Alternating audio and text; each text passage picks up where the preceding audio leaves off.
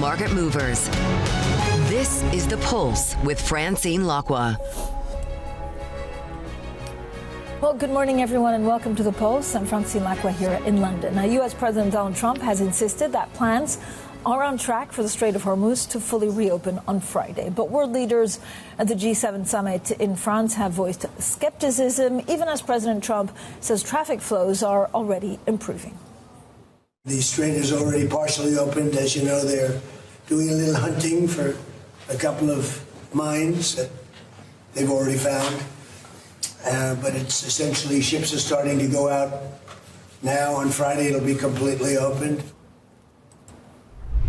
Let's get straight to Ollie Crook, our Chief Europe correspondent, who's at the G7 summit in Evian. Apart from the beautiful view, Ollie, what concerns do allies actually have? Well, I think they don't even know sort of where to begin in terms of the narrative structure of how to respond to this Iran deal, because they don't really know what's in it at the moment. And they've been talking about potentially having a role on the day after a ceasefire. We've heard it from the very beginning from Emmanuel Macron on some very practical levels, militarily, for example, demining the Strait of Hormuz. But for all of these leaders, they really need to get their handle on what this deal actually is, what the provisions of it are, and to really be satisfied with the fact that this is going to be effectively the end of the war, and they will not be in harm's way if they participate. You've also had some leaders like Giorgia Meloni, for example, who say they don't really want to participate in any of this unless there is a full deal with Iran that also includes Lebanon, which obviously brings along with it a number of different complications from the sort of Israeli side. But for the G7 leaders who are in the room right now with President Donald Trump, it's going to be really pressing him in terms of what this deal includes, what they see in terms of the provisions for the Strait of Hormuz. The Iranians have said that it's only going to be toll-free for 60 days. So a lot of it's going to be a fact-finding mission. And then we can get into the conversations where the Europeans can participate, particularly on things like sanction relief. We had heard it from the E4 European leaders of the UK, Germany, Italy, France, when this deal was first announced, saying that they could be open to reducing sanctions if they understand the sort of milestones that the Iranians are being sort of judged against. But again, there's so much distance and so much ambiguity, particularly on the issue of Iran, that I think that for many of the people we've been speaking to, it's not clear that we're going to get a very decisive communique, particularly on the issue of Iran. Ollie, is the path forward for Ukraine any easier?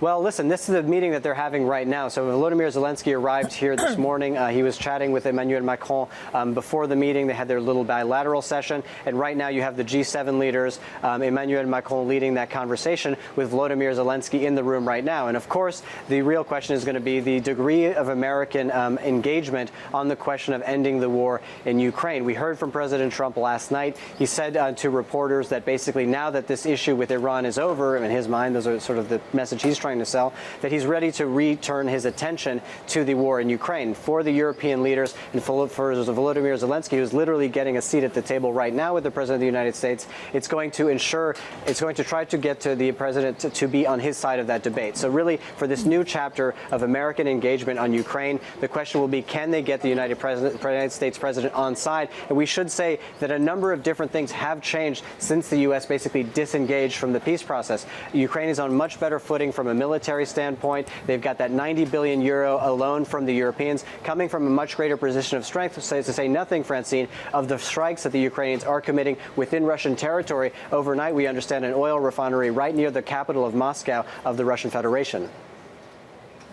Ollie, thanks so much. Oliver Crook there with the very latest, of course, on what's happening in Ukraine and what's happening in the Middle East. We'll be watching very, very closely all of the G7 meetings. It's also nice to look at the body language, actually, amongst the leaders to see exactly who gets along with who and whether that gives us an indication on any pacts to come. Now, let's get more on the market reaction with Elise Badoy, head of EMEA research at Citi. Elise, as always, thank you so much for joining us. There's just a lot going on with the price of oil and inflation, and it's unclear what the way forward is for the Trump administration in really negotiating with Iran, but the markets are really, taking it in their stride. What happens to inflation from now? Well, I guess we've seen incredibly resilient European markets in the face of macro headwinds, and I suppose the peace deal, even though we're waiting for the details, signals an intention, and I think that intention is a relief for everybody watching inflation. We obviously have the Fed decision tomorrow.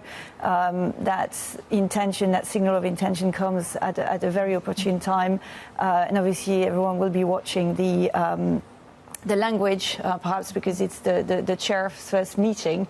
But I think, generally speaking, some form of relief in sight is what we see for inflation, even though a lot of the rhetoric will have to be unfolded as we go. So what are you expecting from the Fed meeting? I mean, again, a lot, it's the first one we get from Chairman Kevin Warsh. So again, perhaps more focus on the language, on the communication than the outcome itself. I think markets are pricing it, having 70% of the market is essentially expecting perhaps still a hike towards year end. However, at Citi we're quite dovish. We have 3 cuts priced in, in our forecast rather. And so I think, let's see what the language is tomorrow. I think that's really the focus as opposed to the decision. And when you look at other central banks, I mean, we've had the hike in Europe last week, but we're really feeling like this is coming to perhaps the end of that cycle. Yeah. And with the peace deal, obviously, that creates the environment where that's possible. So the ECB could even be one and done? At the moment, our economists are forecasting essentially potentially looking for a cut next year, but we're not forecasting anything else yet. So maybe coming to the end of that cycle, which is obviously a positive signal for risk assets. Okay, and we'll talk a little bit, of course, about what this means for the UK, but also AI. Elise Badoy from Citi stays with us. Let's get on to AI. Actually, first, let's start with space. SpaceX jumping again this morning in pre-market trading. Shares climbing 20% yesterday. The company's market value is now more than $2.5 trillion, putting it amongst the top 6 largest companies in the world. Now, we're joined by Neil Campling, our senior strategist focused on tech. Neil, thank you for joining us. So, look, appetite for SpaceX shares, it's pretty strong. Is it going to abate at some point, or how big can the company get? There's definitely, obviously, an element of euphoria and a halo effect at the moment. One thing to be aware of is today will mark the first day that options trading begins around the stock. So if people want to position accordingly for a longer-term scenarios in terms of whether it's a higher or lower pricing, they can do that. We spoke to some hedge funds this morning who did say that there is no stock available to borrow. So if hedge funds did want to take an aggressive position against the company, they're unable to do that yet so far. So there are some technical factors at play here, as well as the kind of the hype cycle around the stock. I'm a little bit obsessed also with the Anthropic story. So we know that Anthropic executives met White House officials after this pretty incredible order to, stop selling its most advanced models to foreign nationals. Like, what exactly is at the heart of this, and what do we know? I think there's 2 factors. One, of course, is these models are so powerful. We need to ensure that they are safe for general purpose use and not at risk being used by bad actors. The second element as well, of course, is that in the global kind of IP wars that we've had for many years, and ensuring that the US keeps hold of those technology superpowers, if you like, and those tools, you also need to make sure that you had the protections around those use cases. So I'd expect that we will likely hear that they have been able to get around some of these issues that they've had in the coding recently, because Anthropic is very quick in terms of the growth, but also in terms of the actual ecosystem and improvements to the actual underlying technology. Okay, Neil, thank you so much. Neil Campling there with the very latest, of course, on some of the AI signals. I mean, there's also a lot of demand for NVIDIA's one sales. Elise, I mean, overall, what is AI at the moment? I know it seems to be, it's CapEx, it's spending, it's giving U.S. consumer quite a lot of hope and impetus. Do you worry about what kind of impact it has on the economy's longer term? So I think if you look, the lens I would use is really obviously Europe. It's all the focus is on the US. But I think when I look at what it means for Europe, it's tempting to think that it's all in the US. And actually, as the story moves from, I guess, infrastructure to adoption, you have a lot of opportunities around the world, and opportunities that tends to be cheaper in other regions. So the way we tend to look at this is, it's the underlying growth driver. We've seen essentially since the start of the war this huge outperformance from AI-driven countries, AI-driven sectors, really underlying, supporting the market, and it goes unabated. And we are going to keep on looking at this. I think another point I'd like to make is sort of the bottom-up perspective. And when you look at the Q1 results, we've seen more and more CEOs embracing AI and talking about it. And so as we move to execution, to adoption, we're going to see more of that in H1 results. And as we are, in the years to come, the investment will go through. I think specifically for Europe, which is the region I look at, you have an opportunity. Yes, it may be later than the US, but it's coming. Yeah, at what level? Because I guess if you're not doing the LLMs, then it could be in the implementation. It could be in kind of, I guess the value chain proposition is different if you're sitting in Europe than in the US. Correct. So it's different. It's impacting different markets. But I guess industrials, medtech are sectors that can benefit. And, beyond LLMs, you have opportunities such as, I guess, such as physical AI, for example, and that's a real proposition for, I guess, the European industrial sector, which is in need of that physical AI to compensate for perhaps higher costs, higher labor costs. Elise, when we talk a lot about Europe, there's always an underlying kind of concern about Europe because because of the proximity, I guess, to Ukraine, because some of, I guess, the valuations are a little bit different. I mean, how do you see Europe developing? Do you see it becoming more competitive in the years to come? So I think that there are two things I'd like to flag here. First of all, Francine, this is the biggest question we get from investors. In particular, a lot of doubts, a lot of questions around the fiscal story. But actually, as we monitor the fiscal story and we look at data, we see those factories order coming through. So that fiscal story is happening slowly, but it's happening. And it's sort of almost like a tidal wave, just like AI. So I think that's the first thing I would talk about. Then secondly, geopolitics, shocks. We've seen so many shocks, essentially, since COVID. The biggest discussion I have with the C-suite, which in my role I have a lot of these discussions, is really around this resiliency. And I think a lot of the C-suite has moved from being focused on, really efficiency, I would say in the last 20 years, moving to resiliency, combined with efficiency. And I think that's the opportunity for AI to come in and help with that. And we've seen so much more resilient results, even though, we had a supply chain shock, we had an oil shock, we had a rate shock. We have CFOs and CEOs that are adapting with new tools. They're becoming more agile. And I think we're seeing that in the European base. And I know it's a long-term story, but we are seeing the signs. I mean, Germany is a different Germany than 4 years ago because of the spending plans. Has that already filtered through? So we see some of that, as I say, through factory orders. We monitor them. I think they peaked quite. We saw a spike, particularly in March, for example.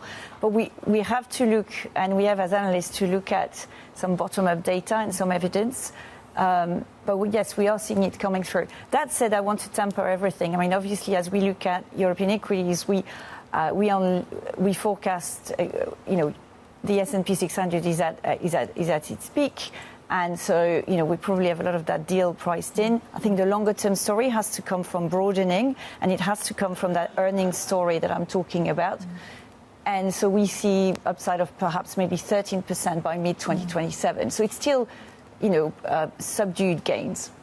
How much do you look at currency and actually what the dollar does to kind of, help or hinder with Europe? So what we're seeing with energy, obviously, that's going to be, and the Fed, that's going to be the question of the impact on the dollar, obviously. I guess, whether you're a dollar investor or a foreign currency investor will make a difference. But let's see on that one, because we do need, on that, I've talked about the intention and the peace deal, we need to see the execution. And that's going to be the energy and then feeding it to the dollar. So that's we need a little bit more evidence to play through in the execution for that. Elise, thank you so much. Elise Badoy, head of research for EMEA Citi. Now, coming up, heading for normal, the BOJ's deputy governor says Japan's central bank will keep its bond buying stable from next April. We'll have plenty more on that next, and this is Bloomberg.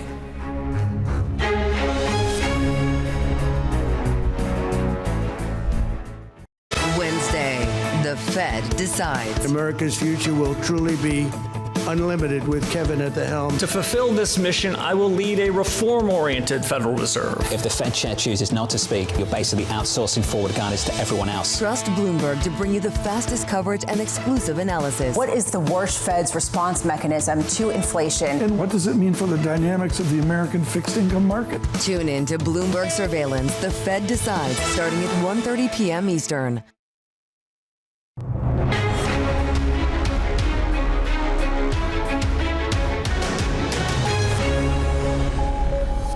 The conversations that matter, the insights you need. This is The Pulse, and I'm Francine Lacqua here in London. Now, the Bank of Japan has raised its benchmark interest rate by a quarter percentage point to 1%. That's the highest since 1995. Now, the Deputy Governor, Uchida, says the BOJ will keep raising interest rates in line with the economy while flagging that the Middle East conflict as a risk to watch. Well, let's get more with Paul Jackson, Bloomberg's Japan economy and government editor. Paul, thank you for joining us. So the rate hike was widely expected. What's been the market reaction so far? The market reaction has been pretty calm. The yen hasn't been waving around or falling off a cliff, so I think that's a positive sign that they got the messaging about right. Also looking at stocks in Tokyo today, we saw the Nikkei index briefly go above 70,000 for the first time. So that shows that equity investors also took this rate hike in their stride.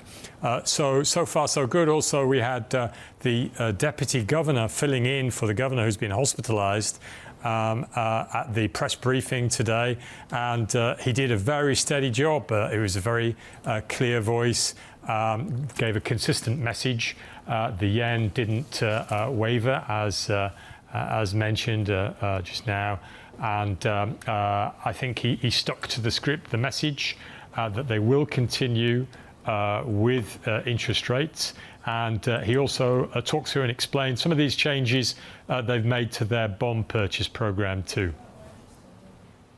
Yeah, so there's a lot of, I mean, again, it was quite extraordinary actually having the BOJ deputy governor standing in for the governor Ueda. But overall, we talk about, them hitting a normalization milestone. What does that mean? Well, it's a little bit difficult to understand this because, they've still got the huge holdings of bonds and also ETFs. But if you think of scaling back your holdings with active paring back of your purchases, they've basically finished that phase with today's announcement. What they're saying is that from next April, they're going to be continuing to buy at 2 trillion yen's worth of bond buys a month. Now, that's a large amount, incredible amount, it seems. But when you think of it, before they started, they embarked on this huge stimulus program. They were buying 1.8 trillion yen of bonds every month. So in a sense, had a bit of inflation, 1.8 gets you to 2. They're going back to what was normal policy before the Corona stimulus era. So in a sense, they've got back to that point in normal policy for the Bank of Japan. Now, of course, there are other people who would argue that the Bank of Japan shouldn't be buying any bonds. But given what the holdings are at the moment, if they went down to that level, I think there would be ructions in markets. So it's in that sense that we've got a milestone today. Paul, thank you so much. Terrific briefing on what exactly is going on with the BOJ. Paul Jackson. Look, if you look at the yen, it's definitely paired a little bit, or it paired a small advance against the dollar after the BOJ deputy governor again suggested that policymakers just won't rush into more interest rates. I'm also looking at yields on 10 and 20-year sovereign bonds. In Japan, each rising about 7 basis points. Those on other tenors also a little bit higher on the day, again on speculation that the BOJ may need to move more decisively to stem inflation. Now, consumer spending and investment in China has fallen to levels not seen since the pandemic, in a sign of growing pressure on the world's second largest economy. Now, in contrast, industrial production was better than forecast. Joining us now is Bloomberg's Balazs Pence. Balazs, thank you for joining us. So there are signs of growing divergence in China's economy. What exactly are the risks? Yes, Francine, this is another piece of evidence for what a lot of people are calling a two-speed economy, where we have this tech sector in China that's growing really, really fast on the back of demand for a lot of AI-related products. These chip makers are doing really well, exports are doing quite well, but that's not translating to a broad-based growth in the economy. And of particular concern is the consumer economy. Demand is still quite weak, and there just seems no sign that the Chinese consumer is willing to spend, which has been a concern for the global economy ever since the pandemic. Just think about the size of the Chinese consumer economy, the consumer base, and the leverage they have on the entire global economy. If they don't start to spend, that creates an overhang for the entire global economy, and that's what's giving global policymakers some headaches. So, Badoy, what are the options for policymakers at this point to actually help revive domestic demand? Well, if there's one thing we learned since the pandemic is that it's very, very difficult to budge those Chinese consumers off their unwillingness to spend right now. So we are getting back into the conversation about what policymakers can do. There's a growing expectation that there will be rate cuts, potentially a RRR cut. There's growing expectation that there might be more spending that the central government can do. So there are some options that the policymakers in China do have. But as we have discovered over the past half decade, it's going to be very, very difficult to change that dynamic. Badoy, I mean, what do people most misunderstand about China when you look at, at some of the intricacies that you're explaining? What does it all mean for investors? Well, I think it's really interesting. We saw a reaction in the yuan today. It came off a little bit. The yuan has been really, really strong. So there is some dynamic there where the Chinese consumers do have more firepower because of the stronger yuan. We've seen that in Hong Kong in particular, and so the Chinese tourism picking up a little bit showed that. But in general, there is this reluctance among Chinese consumers to open their wallets, if you will, to spend more. They are kind of very reluctant to let go of their savings, and that's what's been really, really vexing policymakers to try to get that to change. Badoy, thank you so much, as ever, for the terrific briefing. Badoy Pence there with the very latest on China. Now, a couple of things we're watching out for. Of course, SpaceX shares. We've been watching them all week. Well, they've surged in pre-market trading, putting the stock on track to extend a rally following its blockbuster debut last week. It's poised to build on the more than 40% gain across SpaceX's first two sessions as a public company. Now, the gains have lifted the market value of the rocket and AI company founded by Elon Musk above $2.5 trillion as of Monday's close, bringing it within striking distance of Amazon's nearly $2.7 trillion valuation. Coming up, an exclusive conversation with the chief executive of Ireland's biggest bank on the Irish economy, on interest rates, and much more. You don't want to miss the interview with Colin Hunt from AIB. That's coming up next, and this is Bloomberg.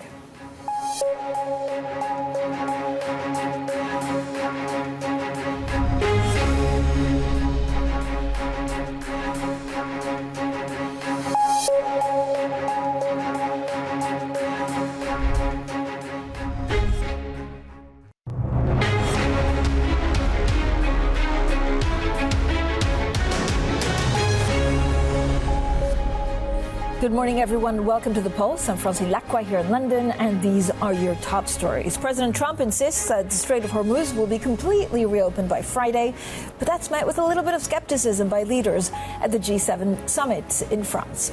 Well, SpaceX shares surge pre-market, putting the stock on track to extend a rally following its blockbuster debut last week. Plus, the Bank of Japan raises interest rates to their highest since 1995 and says it could keep hiking depending on the economy. Now, Irish GDP fell 12% in the first 3 months of the year as the multinational sector shrank. Irish bank AIB has forecast that growth in Ireland is expected to slow overall this year as rising prices dampen consumer demand. Now, the outlook was published last month, weeks before the U.S. and Iran agreed to end a war that's driven up global energy prices. With us now for an exclusive conversation, I'm delighted to say, is Colin Hunt, the chief executive of AIB. Mr. Hunt, thank you for joining us. Good morning. I know you said last month, or AIB forecast last month, that actually there will be a slowdown because of the conflict. But with this kind of agreement in place, do you see that this forecast being revised upwards? Well, I think last year we had an exceptionally good year with modified domestic demand of just a touch under 5% in Ireland in real terms, and we think it'll be a little bit above 2.5% this year. But I think it's too early to say in relation to what we're seeing overnight and what we've seen in the past number of days.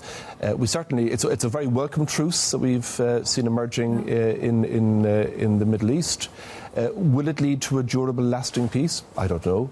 And I also am somewhat concerned about the length of time it's going to take for us to see the supply infrastructure, critical supply infrastructure in the energy sector in the Middle East returning to where it was at the start of this year. So I wouldn't be getting overly excited at this stage about a sustained moderation in oil prices, or indeed I wouldn't be getting overexcited about a significant reduction in risks to the global economic outlook. But what does it show us? I mean, is Ireland just too dependent on these energy price swings?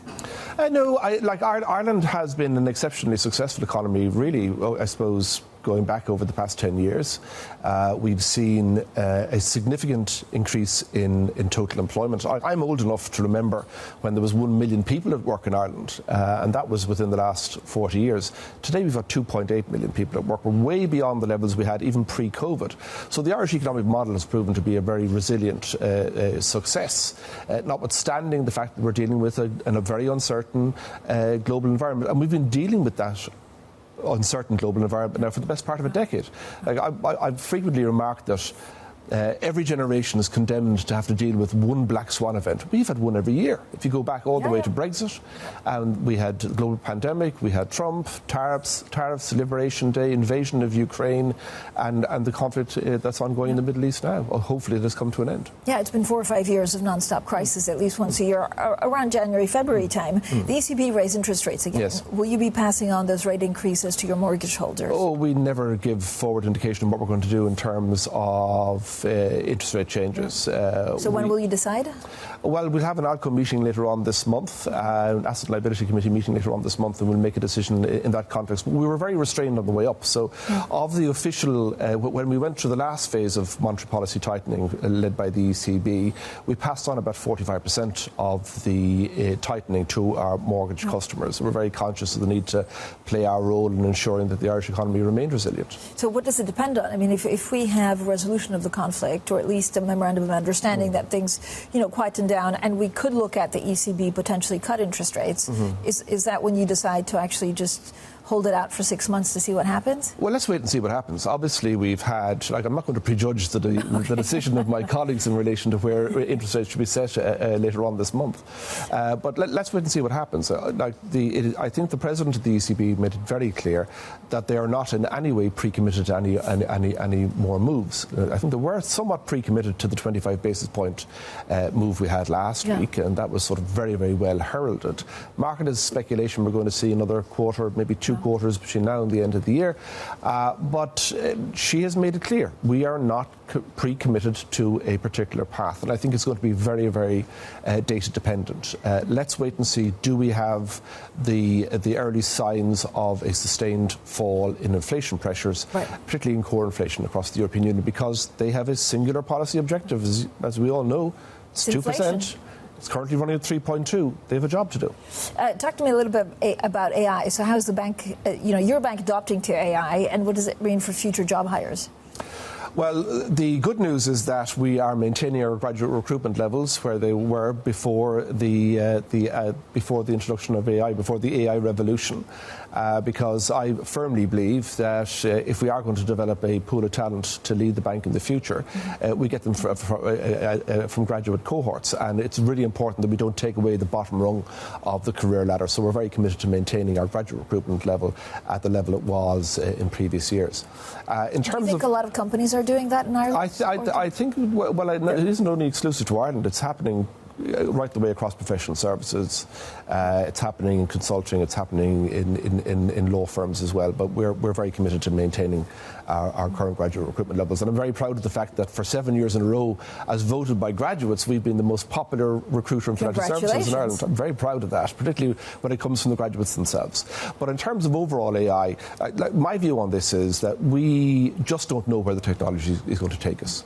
But I think that we need to respond to what is the early stages of industrial revolution by being extraordinarily agile. We're still in the foothills of this revolution, in my view. It's going to utterly transform the world. I just don't know where the technology is going to take us. So it's more important than ever that we remain agile. From our own perspective, we've increased our investment to 400 million a year. Okay. And we have invested very heavily in cyber defence. That's the number one priority for us. Our customers engage most of the time with us using our mobile technology. We've 99.9% service availability. We've got to maintain that for our customers. But we're also looking at deploying AI internally in terms of our legal department, internal legal communications, in terms of our HR department. And we have an agent in our call centres who has handled more than 2 million calls now since the start of last year. And she's doing it with very high net promoter scores from our customers. That's very impressive. Now, Meta has, of course, cut jobs, and I think a lot of those jobs also came from Ireland, about 20%, because of their big hub. Do you worry about Ireland being over-reliant on tech jobs that will actually change and shift? Ireland as an anchor for global technology in a European context has been a huge boon to the Irish economy the past number of years. We've seen it not only in terms of employment, but we've seen it also in terms of the fiscal position. Very strong corporation tax receipts being generated by that part of the economy. We are going through a period, clearly, of labour market loosening in the tech sector. We're seeing it in two ways. One was the announcement that we've had from Meta of job cuts. I suspect we're going to see more of that.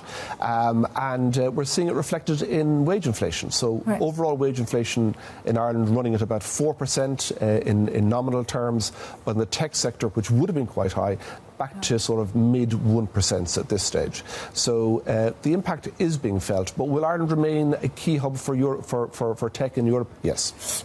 Talk to me about the EU presidency, which Ireland takes over, of course, in July. What does that mean for regulatory change? What do you want to see happen?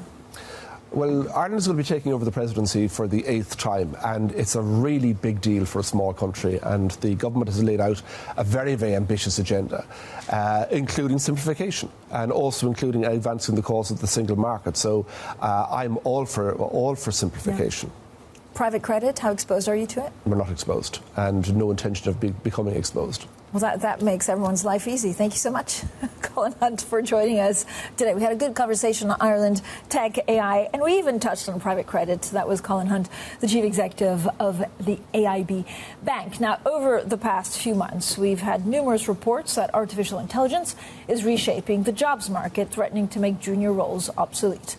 But is a job-pocalypse, I can't say it, but you know what I mean, a job-pocalypse, really underway, where our employers using AI as an excuse to make layoffs? Well, Bloomberg Economics has been looking at the data for the UK, and Anna Andrade from the team joins us now. And always a pleasure. So what does the data show us? Hi, good morning. So jobs data is one of the best data sets that economists have to measure the early signs of technological change.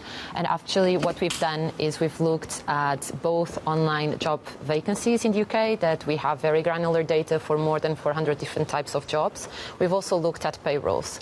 And the picture that emerges there fails to support the case that there's a significant impact of AI on the labor market. So going a bit more into the specifics, what we see is that on online job vacancies, it's true that it's been those occupations that are more exposed to AI that since the release of ChatGPT have seen the biggest drops in labor demand. But once you place this into broader context, and you look at what has happened prior to that, so you see it's not the start of a new trend. It was happening even before the release of ChatGPT. And I think more interesting, once you look at zoom into the last 2 years when the jobs market in the UK was really cooling, that link doesn't hold. So what it shows is that it's not really a sustained trend and doesn't explain the weakness in the jobs market. And once you move to payrolls, the picture is broadly the same. There's not really a correlation between between exposure and job losses. If anything, there's actually an increase in workers that are more exposed in the payrolls data. That's our finding. So, and is it fair to say that the impact is more significant, I guess, in certain other sectors, but not the whole economy? I think even in those top 25% more exposed sectors, you're failing to see a clear, strong impact. That's not to say, obviously, that there's not some job occupations, some tasks that obviously are already being disrupted by AI. What we also know is that we can compare with usage data. Actually, Anthropic has put out its own measure of exposure, but usage exposure based on how its users are using Claude, for which tasks and for how long. And what that shows you as well is that actually usage remains a very small fraction of what's theoretically possible. So that chimes with our findings on the jobs data.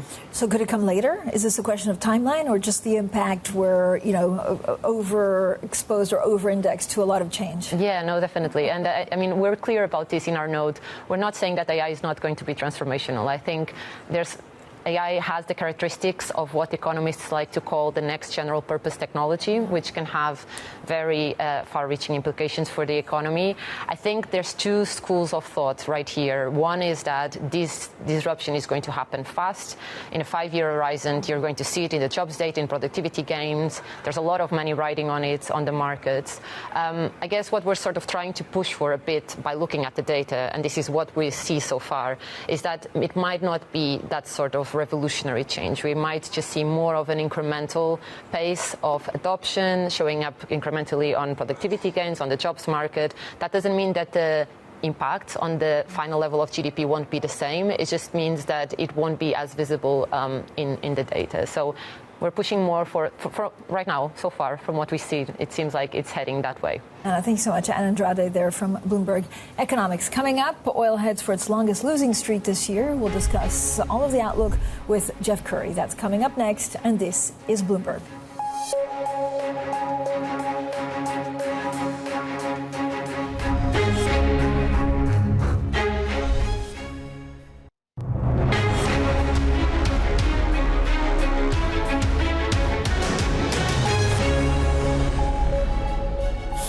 Welcome back, everyone. The conversations that matter, the insights you need. This is The Pulse, and I'm Francine Lacqua here in London.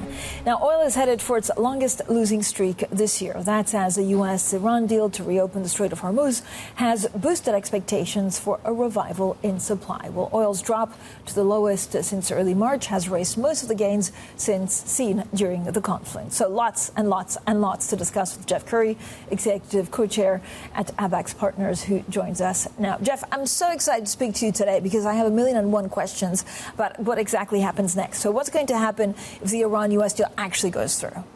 I think the main implication is it was extremely challenging to get to this ceasefire.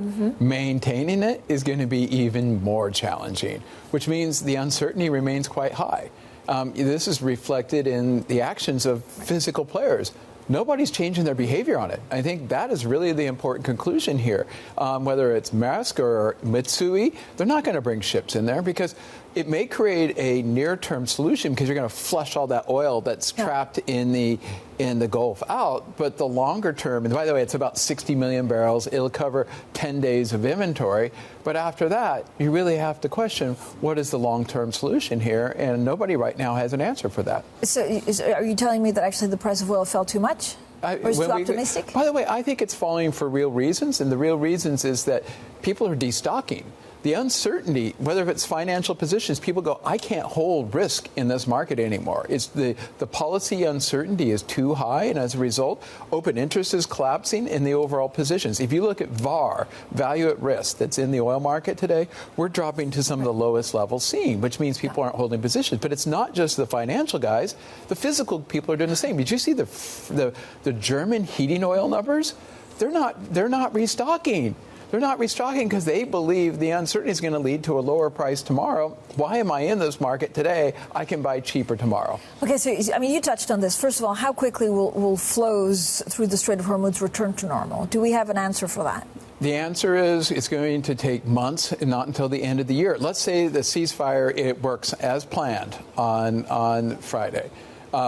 It would be probably by the end of the year you could even begin to talk about a resumption to normality. Yeah.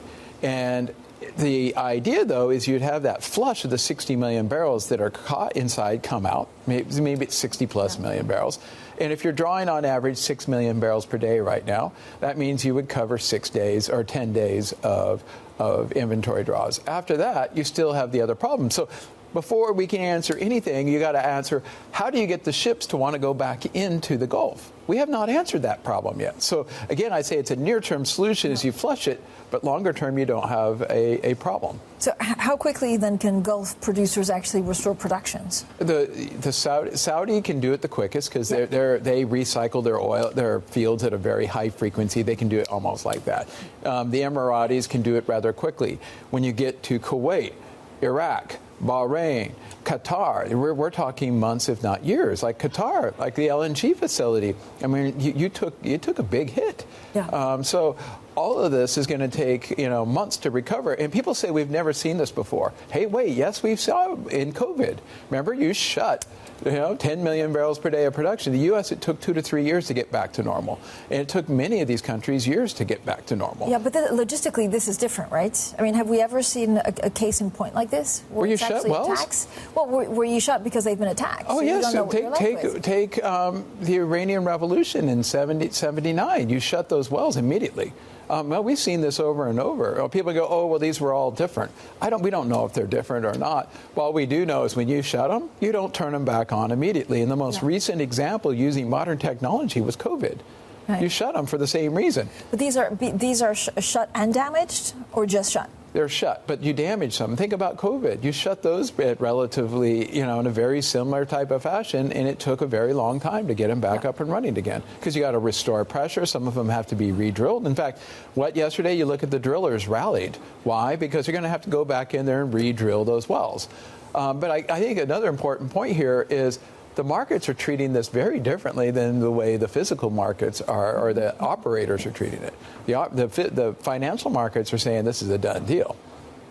And how long? And you've touched on this, but when you look at the lost inventories, how far away are we from replenishing those? It just feels like there's market hope that it can be done like this. Oh no, it can't be. We're talking this is months. We're talking a billion plus a billion barrels of oil that has already been lost that needs to be replenished. Some of it in strategic reserves, some of it in commercial inventories. You got to restart all of this.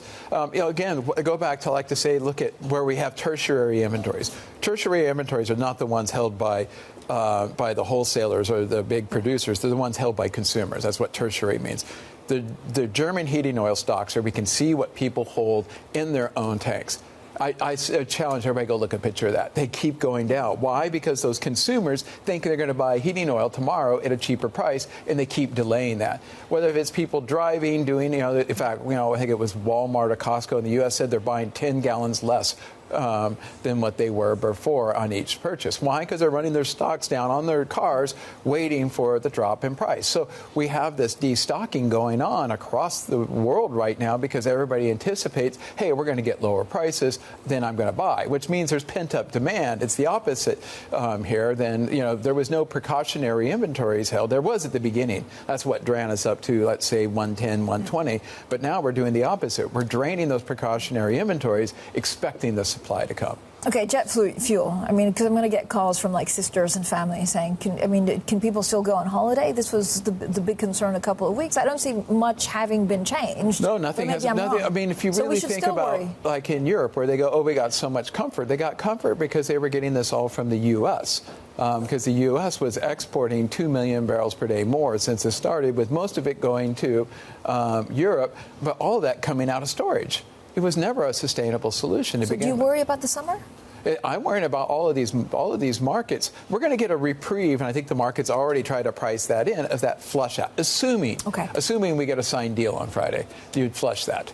And by the way, of that leakage that's happened, it was roughly about 120, maybe some people put it 150 million barrels. 40% of that leaked out. That's where you get to these numbers. Jeff, what's the biggest lesson you've learned from this crisis? That the abundance illusion. I call it the abundance illusion. And when you think about what Jimmy Carter said in February 1977, he went on TV and he warned about the physical scarcity. And And what happened, we know he ended up losing his presidency, but he introduced the idea of energy transition, and he basically warned people they need to change their behavior. Every politician from that point forward learned never identify the scarcity ever again. Create the illusion of abundance. And whether if it's releasing SPRs, talking this market down, George Bush Sr. did it, Clinton did it, all the way through to Trump. Every single president since that time period have done that. And the question that they use is they use that SPR to bridge the gap. And we're getting to the point that gap, the ability to bridge it, we're down into the weeks. And hence why I think we're witnessing the question about a sustainable deal or not is get a deal in, get it out to bridge that gap. But the main lesson I've learned is the abundance illusion, and it is a really important policy tool. Yeah. But the question is, how long will it last? I mean, I was going to ask, does anything change on the back of this? Or, are there lasting or permanent after effects of the crisis? Oh, absolutely. And I think it's going to be, we're going to go back to what the energy transit, when Jimmy Carter announced the energy transition in 1977, had nothing to do with the environment. It had everything to do with energy security. We're going back to that world of energy security, and people are going to diversify. Will they just be completely, places like Korea and Japan completely dependent upon the Gulf? No, they're going to be diversifying their supply source. Think about when we came out of the financial crisis, what did we learn? You wanted to diversify your counter risk. We had bilateral agreements before. It's going to be the same here. We're going to see diversification. And when we think about what energy transition was all about, transitioning yourself away from one source of energy, i.e. it was oil at the time, to multiple sources. Things like, and this is the new dual order that we argued a year ago, which is have a little bit of, oil, gas, wind, solar, uranium, have the whole gambit there. Now, the benefit of the ones that are the safest is that they decarbonize things like wind, solar, and uranium, because we all have that, and they're easy to do. But I think the key message here and what people are going to do is go back to the original diversification of energy sources, whether if it's suppliers or energy types. But Jeff, I mean, a lot of the LNG, for example, from the U.S. is already being bought by Asian nations. So what does someone like China do? China, I would argue, they exemplify the new dual order. In fact, I wrote a piece recently arguing that the only group that ever heeded Carter's advice coming out of that famous, it was a sweater speech he gave where he said, we have a crisis coming, you need to diversify and do energy transition. The Chinese heeded that. The West learned the mistake of his politics of there, but the Chinese actually have 2 million barrels per day of flex. You look at the charging of the EVs, they're up 56%. Yeah, people are going to go, wait, that's all coal. Yeah, I give it. So from an environmental perspective, it's not a good. They've ran those coal mines to the point they're giving up at this point right now. Yep. Thermal coal generation is up 160%. But they invested in the EVs, and they have that optionality. That electrification optionality is absolutely critical, and we just watched how it benefited China in this type of a crisis. By the way, this crisis, we haven't got through the end of this thing. So to say we can assess, do a anatomy of what's happened yet, I think is still open. But I think the key point here is China, with that optionality from electrification, is in a very strong position. Jeff, always good to speak to you. Great, Thanks for having joining us. Jeff Currie, their executive co-chair at Abaxx. Abaxx Markets. I'm rebranding your new shop. Tomorrow we'll be at Viva Tech in Paris. So these are just some of the guests that we'll be speaking to. Tanuja Randeri, the Vice President of Amazon Web Services, joins me on the pulse. That's at 9:15 a.m. UK time tomorrow from Paris, or actually from Versailles. Up next, it's Bloomberg Brief, and this is Bloomberg.